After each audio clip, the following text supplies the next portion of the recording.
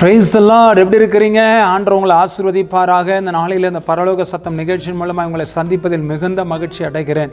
தொடர்ந்து இந்த நிகழ்ச்சியை பாருங்கள், ஆசீர்வாதத்தை பெற்றுக்கொள்ளுங்க. கர்த்தர் உங்களை கனப்படுத்துவார், கர்த்தர் உங்களை ஆசீர்வதிப்பார். ஆமென். ஆண்டவருடைய சமூகத்தில் ஒரு வசனத்தை வாசிக்கிறேன். நீதிமொழிகள் 23ஆம் அதிகாரம் 13ஆம் வசனத்தை வாசிக்கிறேன். உன் இருதயத்தை புத்திமதிக்கும், உன் செவிகளை அறிவின் வார்த்தைகளுக்கும் சாய்ப்பாயாக.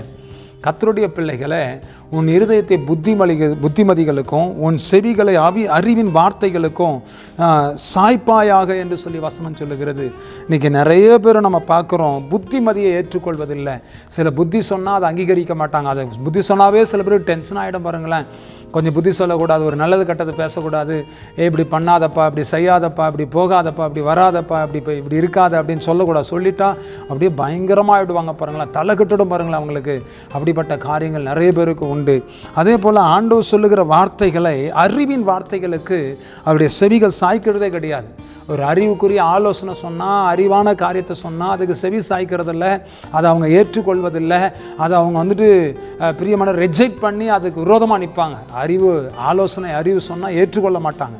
அதனால் கர்த்தருடைய பிள்ளைகளை வசனம் சொல்லுகிறது, இப்படி இருக்காதீங்க. ஆலோசனை கேளுங்க, புத்திமதி ஏற்றுக்கொள்ளுங்க, அறிவை ஏற்றுக்கொள்ளுங்க.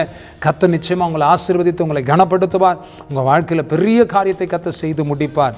சரிங்களா? யாராயிலும் ஏதாவது ஒரு அறிவு சொன்னால், புத்திமதி சொன்னால், ஆலோசனை சொன்னால், அது நல்லதோ கெட்டதோ அதை ஏற்றுக்கொள்ளுங்க. அதில் தேவையானதை பிடிச்சிங்க, தேவையில்லாத ரிஜெக்ட் பண்ணிட்டு போயிட்டே இருங்க. கர்த்தர் உங்களை ஆசீர்வதிப்பார். ஜெபிக்கலாமா? நல்ல தகப்பனே, இந்த நல்ல வேலைக்காக ஸ்தோத்திரம்.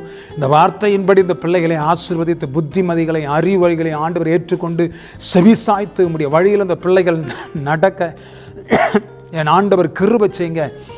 உம்முடைய பிள்ளைகளை ஆசீர்வதித்து பலப்படுத்தும், தடைகளை உடைத்து போடும், அற்புதங்கள் நடக்கட்டும். ஆசீர்வதிங்க, பொறுப்படுங்க, முடி மறைங்க.